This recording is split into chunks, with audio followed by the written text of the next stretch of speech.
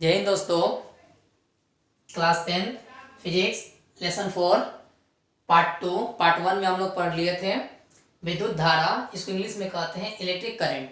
ठीक है दोस्तों, हम लोग का लास्ट कल टॉपिक था है ना, विद्युत परिपथ के बारे में था। अब आएंगे एमीटर के बारे में, वोल्ट मीटर के बारे में। एमीटर और वोल्ट मीटर में अंतर जानेंगे।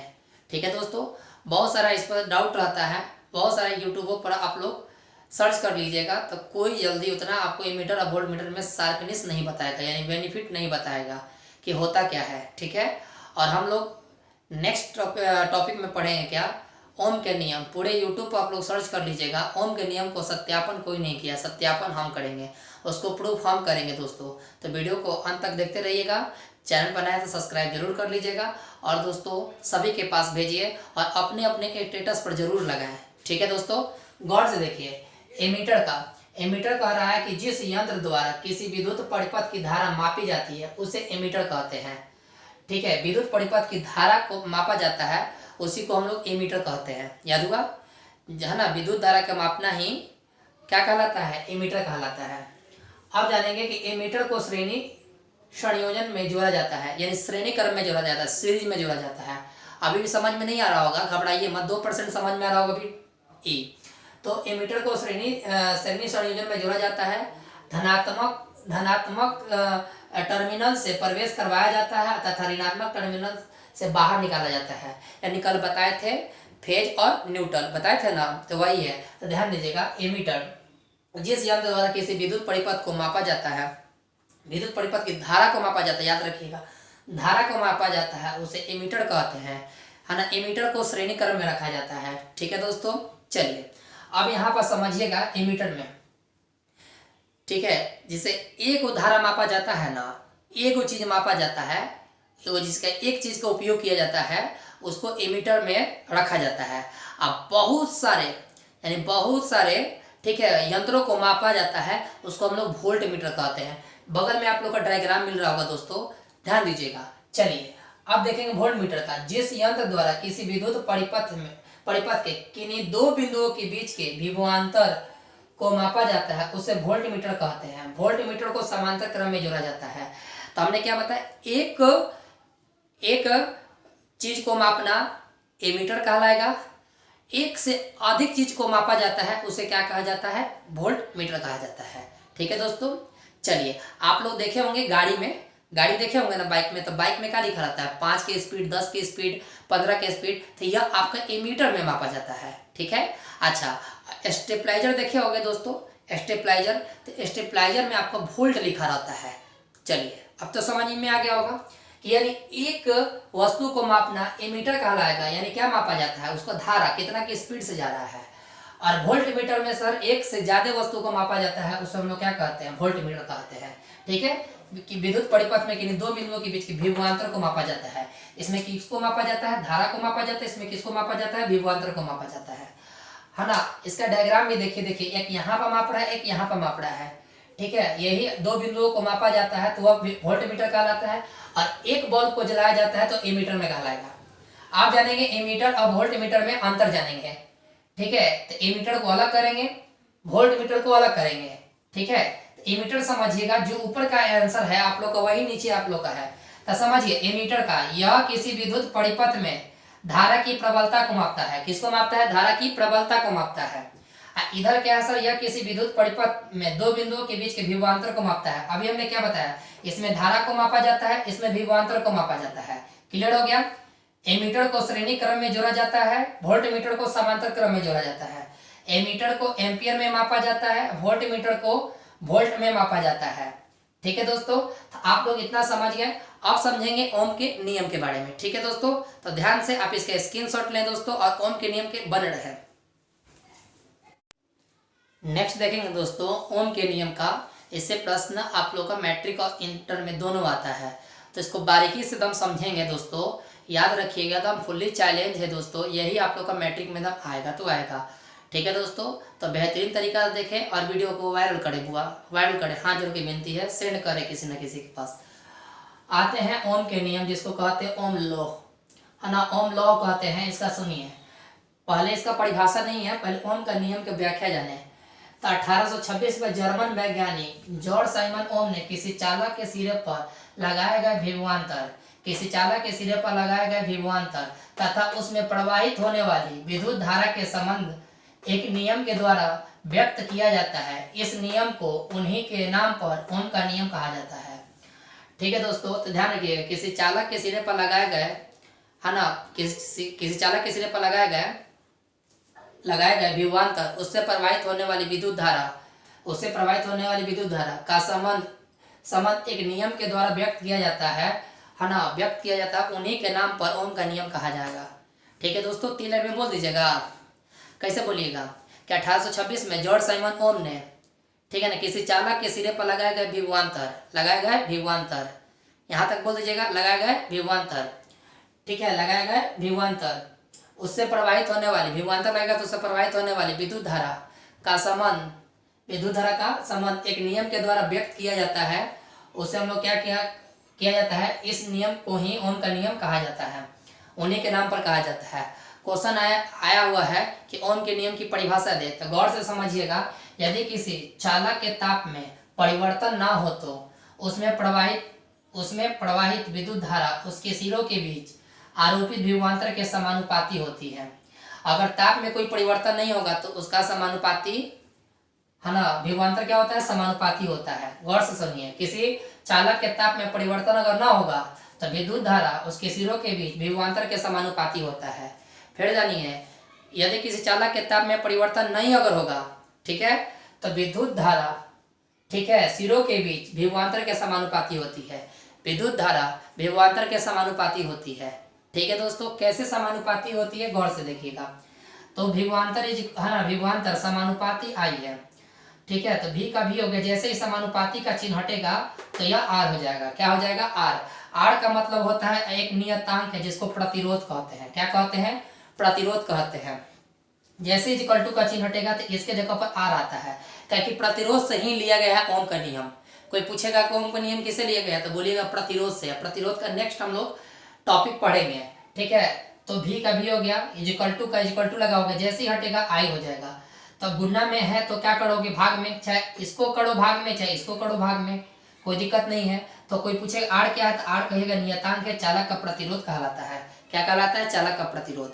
चलिए यहाँ तक हो गया दोस्तों कंप्लीट। एक बार और आते हैं, है ना। अब देखिए कि अगर व्याख्या कहेगा ना तो दोनों मिलाना पड़ेगा। व्याख्या कहेगा ना कि ओम के नियम की व्याख्या करे तो दोनों मिला दीजिएगा तो व्याख्या हो जाएगा। तो ओम के नियम कैसे नाम पड़ा, तो कहिएगा 1826 में जॉर्ज साइमन ओम ने किसी चालक के सिरे पर लगाए गए विभवांतर, ठीक है, लगाए गए विभवांतर, उससे प्रवाहित होने वाली विद्युत धारा का संबंध एक नियम के द्वारा व्यक्त किया जाता है। उन्हीं के नाम पर ओम का नियम कहा जाने लगा। अब ओम के नियम की परिभाषा कैसे कीजिएगा, यदि किसी चालक के ताप में परिवर्तन ना हो तो विद्युत धारा, ठीक है, उसके सिरों के बीच विभवांतर के समानुपाती होता है। जैसे I बराबर V बटा आई, या आप लोग कह सकते हो, है ना, R इक्वल टू V बटा आई। ठीक है, I को आप लोग भाग में ले आया। ठीक है दोस्तों, चलिए ये आपका हो गया। R क्या है, नियतांक है। अब आएंगे कि ओम के नियम का सत्यापन। यूट्यूब पर पूरा सर्च कर लीजिएगा, ओम के नियम का सत्यापन नहीं मिलेगा आप लोग को, यहाँ मिलेगा। ठीक है दोस्तों, तो गौर से समझिएगा एकदम प्रूफ के साथ। ठीक है, देखिए ये ओम के नियम का सत्यापन, ये भी पूछा हुआ है, सत्यापन गौर से समझिए। पहले एक डायग्राम इस तरह बना लीजिएगा। डायग्राम बनाने के बाद याद रखिएगा, यह एमीटर है, हाई जो जा रहा है वह धारा हो गया, और बीच में तुम्हारा क्या होगा, पी क्यू नाइक्रोम का तार है, ऊपर क्या है आपका वोल्ट है। क्या है, वोल्ट है। तो समझिए हाई आपका स्विच बंद है, तो यानी कि स्विच को ए से डिनोट किया, एम्पियर को ए से, है ना, वोल्ट को भी से, और धारा को आई से। तो समझने की कोशिश कीजिए, यहाँ पर स्विच बंद है, ठीक है, तो लिखे है क्या, स्विच को बंद करने पर परिपथ में धारा प्रवाहित होने लगती है। स्विच को बंद कर दीजिएगा तो धारा प्रवाहित होता ही है, तो होता ही है। आप पूछोगे कैसे कि सर स्विचवा के बंद कर दें तो धारा कैसे प्रवाहित हुई, तो देखिएगा दोस्तों, लाइन तो आप लोग का सप्लाई तो हल है। अगर पंखा में गर्मी है, गर्मी चलाने के लिए क्या करोगे, जाके टोकन फंसेब ना, तो स्विच से ना काम करोगे। तो तरवा में तो लाइन हलिए है, तो स्विच में टिपते हो तो टन टन टन नचने लगता है पंखा। तो स्विच को बंद करने पर उसमें धारा प्रवाहित तो होती है, हमें धारा है तभी जाके आसानी से टन टिपते हो तो पंखा चलने लगता है। ठीक है दोस्तों, नहीं समझ में आया? देखिए यहाँ पर है ना, तो स्विच को टिपेंगे तो इसमें धारा है ना, लाइन है ना जी, तो धारा है, तो किससे बंद हुआ है? केवल स्विच से बंद हुआ है, तो उसमें तक धारा हलिए है। तो स्विच को बंद करने पर परिपथ में धारा प्रवाहित होने लगती है। दूसरा स्टेप में क्या बोलिएगा? एमीटर परिपथ में प्रवाहित होने वाली धारा को मापता है ना। इस असुरा इसको मतलब कि मापता है। स्विच को बंद करने पर उसमें धारा प्रवाहित होती रहती है, एकदम धू चलती है धारा उसमें, ठीक है। एमीटर परिपथ में प्रवाहित होने वाली किसको मापती है? धारा को मापती है। अब वोल्ट मीटर नाइक्रोम के तार है, ये नाइक्रोम के तार है, नाइक्रोम के तार के बीच विभवांतर को मापता है, ठीक है। चलिए 3 को फिर से हमसे बोलिएगा। स्विच को बंद करने पर धारा प्रवाहित होने लगती है, यानी होती रहती है। एमीटर है ना, एमीटर विद्युत परिपथ में धारा को क्या करती है? मापती है। एमीटर किसको मापती है? धारा को मापती है। वोल्ट मीटर किसको मापता है आप लोग का? है ना, वोल्ट मीटर नाइक्रोम के तार के विभवांतर को मापता है। यहाँ तक कंप्लीट। चलिए इस प्रयोग को बारी बारी से 3, 4 और 5 सेलों को परिपथ में जोड़कर दोहराने पर हम यह पाते हैं कि प्रत्येक बार अनुपात V/I का मान लगभग समान होता है। हमको इसे कहा दे कि लगभग समान होता है ना, किताब में लिखा है कि लगभग समान होता है, हम काहे कहेंगे समान होता है, ठीक है। तो उसके लिए भी हम अब प्रूफ करने जा रहे हैं। ये आप लोग को लिखना है, ये भी आप लोग को प्रूफ में गिनाएगा दोस्तों। तो एक बार फिर से आते हैं कि स्विच को बंद करने पर धारा प्रवाहित होती रहती है। एमीटर किसको मापता है? धारा को मापता है। विभवांतर किसको वोल्ट मीटर किसको मापता है? विभवांतर को मापता है ना। इस प्रयोग को बारी बारी से 3, 4, 5 सेलों में दोहराएंगे तो हम यह पाएंगे कि हम यह पता चलता है कि प्रत्येक बार V/I के अनुपात के समान है। जैसे R = V/I, देखिए R = V/I कैसे समान है तो समझिए। एक यहाँ पर हमने ग्राफ लिया, ठीक है। ग्राफ लेने के बाद नीचे आप लोग का विभवांतर दे दिया 2, 4, 6, 8, 10, यानी कितने की विभवांतर है? 2, 4, 6, 8, 10 के विभवांतर है। धारा कितना का है? 1, 2, 3, 4। अब आप लोग ये समझ में नहीं आता है कि 2, 4, 6, 8 लेबे काहे कोई ना हो, और 1, 2, 3, 4, 5 काहे लिए हैं? अरे यार तो ध्यान देखो, अगर एगो याद रखिएगा, एगो टॉर्च में कोगो बैटरी ढुकेला? 2 गो ढुकता है। अच्छा, एगो रिमोट में कोगो बैटरी ढुकता है? 2 गो ढुकता है। उसी प्रकार से कह रहा है कि एगो कोई वस्तु होगा उसमें बैटरी कोगो लगेगा? 2 गो। अगर कोई 2 गो वस्तु रहेगा उसमें बैटरी कोगो लगेगा? 4 गो। अगर उसमें कोई अगर वस्तु कोई 3 गो होगा, है ना, तो उसमें बैटरी की संख्या कितना होगा? 6। नहीं समझ में आया? अरे 3 गो रिमोट लाना और 3 गो रिमोट में कोगो बैटरी गिन लेना, तो 6 गो, ठीक है। तो R = V/I, तो देखिए R का R हो गया, V का मान कितना है? 2, 4, 6, 8, 2, 4, 6, 8, और I का कितना है? 1, 2, 3, 4, तो नीचे 1, 2, 3, 4 है। पॉइंट से पॉइंट कट जाएगा, है पॉइंट से पॉइंट कट जाएगा सब, था ना। 1 के पारे में 2, 2 मर्त में, 2 के पारे में 4, 2 मर्त में, देखिए सब बराबर आ गया, समान आ गया। तो यही आप लोग का दोस्तों सत्यापन हुआ, प्रूफ हुआ कि यानी कि R = V/I होता है, सही है, ठीक है दोस्तों। तो एक बार हम लोग शुरू से आते हैं, है ना। ओम के नियम कैसे नाम पड़ा? तो बताइएगा 1826 में जॉर्ज साइमन एक ओम रोलन, ठीक है ना। जो 1826 में जॉर्ज साइमन ओम ने किसी चालक के सिरे पर लगाए गए विभवांतर देखिए लगाए गए विभवांतर तथा उसमें प्रवाहित होने वाली विद्युत धारा के समान, देखिए विद्युत धारा का संबंध एक नियम के द्वारा व्यक्त किया जाता है, उन्हीं के नाम पर ओम का नियम कहा जाने लगा।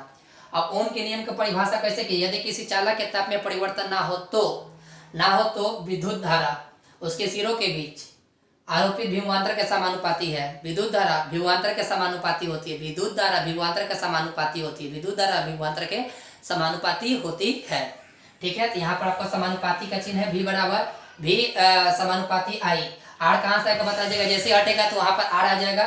R क्या है? नियतांक है जिसके चालक का प्रतिरोध है। या ओम का नियम सिद्ध हुआ कैसे बोलिएगा दोस्तों? डायग्राम बना लीजिएगा, तो हाथ रख के बोलिएगा। स्विच को बंद रखेंगे तो धारा प्रवाहित तार में रहता है ना। एमीटर किसको मापता है? धारा को मापता है ना। PQ क्या है? नाइक्रोम का तार है, किसको मापता है? विभवांतर को मापता है। यहाँ तक कंप्लीट है ना। इस प्रकार हम बार बार किसी चीज को दोहराएंगे 2, 4, 3, 4, 5 सेल में, तो हम यह पाएंगे कि यह हमेशा समान आता है। अब समान आता है तो यहाँ पर ग्राफ के साथ यहाँ दिखा दिया गया है। दोस्तों अगर अच्छा लगा हो तो हाथ जोड़ के आपसे अभी विनती कर रहे हैं दोस्तों, वीडियो को तुरंत देखिए, कॉपी में नोट डाउन कीजिए, और दोस्तों आप लोग अपने अपने स्टेटस पर जरूर लगाएं, पोस्टर वगैरह, है ना, और सेंड जरूर करें दोस्तों, ठीक है दोस्तों।